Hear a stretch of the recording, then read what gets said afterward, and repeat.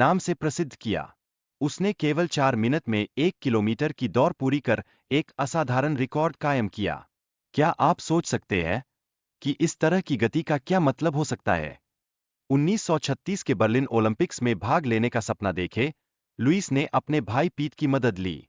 पीट ने उसे दौड़ने की ट्रेनिंग दी, जो उसके लिए सफलता की ओर एक कदम और बढ़ने का रास्ता बनी। लेकिन क्या इस संघर्ष में और क्या चुनौतियां थीं? दूसरे विश्व युद्ध के आगमन ने लुइस के ओलंपिक में गोल्ड मेडल जीतने के सपने को चकनाचूर कर दिया। यह युद्ध केवल एक लड़ाई नहीं थी, बल्कि उसके जीवन की दिशा को भी बदलने वाला मोड़ था।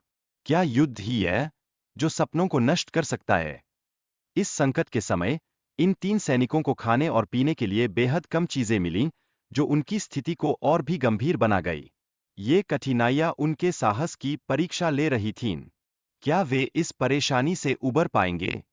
एक रात समुद्र में आए भयंकर तूफान ने उनकी जान को खतरे में डाल दिया, लेकिन उनके दिल में प्रार्थना थी। अजीब है, कैसे एक प्रार्थना भी उनकी किस्मत पलट सकती थी। क्या उन्हें अपने साहस का फल मिलेगा? 27 दिन बाद जब उन्होंने एक अन्य प्लेन को देखा, तो उनकी खुशी का कोई ठिकाना नहीं रहा। लेकिन वह खुशी जल्दी ही टूट गई जब उन्होंने पाया कि वह प्लेन जापानी था। क्या मुसीबतें कभी खत्म होंगी? लुइस और फिल ने अपने मित्र मैक की लाश को पानी में बहा दिया और अपनी स्थिति से जूझते रहे। उनके बोलने की स्थिति भी खराब हो गई थी। यह पल उनकी सहनशीलता की कहानी को बयां कर रहा था। ऐसे दुखद अनुभव के बाद वे क्या करेंगे? जापानी फौजियों ने लुइस और फिल को बंदी बना लिया और उन्हें गुलामों की तरह कैद कर दिया। खाने के लिए बहुत कम मिला, जो उनके जीवन को और कठिन बना रहा था। क्या कोई उम्मीद बची थी?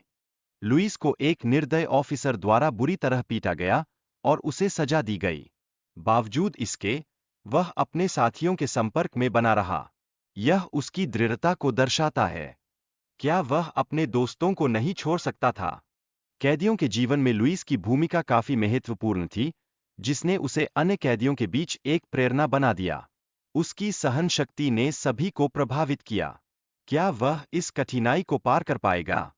युद्ध के अंत के बाद लुइस और अन्य कैदियों की खुशी का दृश्य एक भावुक पल था। यह उनके संघर्ष के अंत को दर्शाता था, जो अब तक जारी था। क्या यह खत्म हो गया?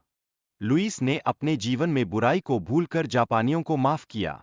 उसने यह दर्शाया कि सच्चा साहस क्षमा में भी होता है। क्या यह क्षमा वास्तव में सबसे बड़ा साहस है?